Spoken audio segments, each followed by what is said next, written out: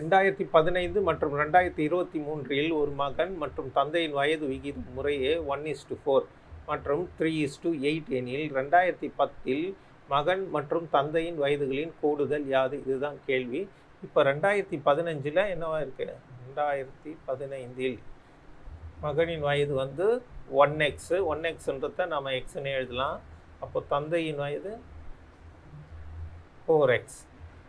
ஏன்னா 1:4 கொடுத்துருக்காங்க, அதனால் இந்த 1க்கு பதிலாக எக்ஸ்ன்னு எடுத்து எழுதியிருக்கேன். இதை வந்து 4xன்னு எழுதியிருக்கேன். ரைட்டுங்களா? இப்போ 2023ன்றது 2015லேருந்து எத்தனை வருஷம் கழிச்சு? 8 வருடங்களுக்கு பிறகு. ரைட்டுங்களா? 8 வருடங்களுக்கு பிறகு. அப்போ 8 வருடங்களுக்கு பிறகுனா நாம் வந்து மகனின் வயசில் ஒரு 8 கூட்டணும்.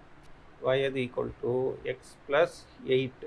வயதில் 4x + 8 நாம் கூட்டணும். ஓகே, இது எப்படி இருக்குதுன்னு பார்த்தீங்கன்னா 3:8 என்ற விகிதத்தில் இருக்குது. ஓகேங்களா? அப்போ 1x + 8 4x + 8 என்பது 3:8 என்ற விகிதத்தில் இருக்குது. அப்போது இங்கே டிவிஷனில் 8 இருக்குது, 4x + 8 இந்த டிவிஷனில் இருக்குது. அப்போ இந்த 8 இங்கே எடுத்துகிட்டு வரணும்.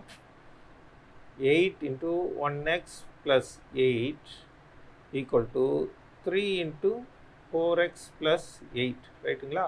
அப்போ 8 × x 8x, 8 8 64, 3 4 12, 12x, 3 8 24.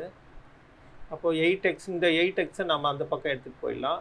இந்த 24ஐ இங்கே எடுத்துகிட்டு வரலாம். therefore 64 - 24 = 12x - 8x. ரைட்டுங்களா? அப்போ 64லேருந்து 24 போயிடுச்சுன்னா 40 = 12xலேருந்து 8x போயிடுச்சுன்னா 4x. therefore x = 40/4 = 10. ரைட்டுங்களா? இப்போ எக்ஸோட வேல்யூ நமக்கு கிடைச்சிருக்கு. therefore 2015இல் அவர்களின் வயது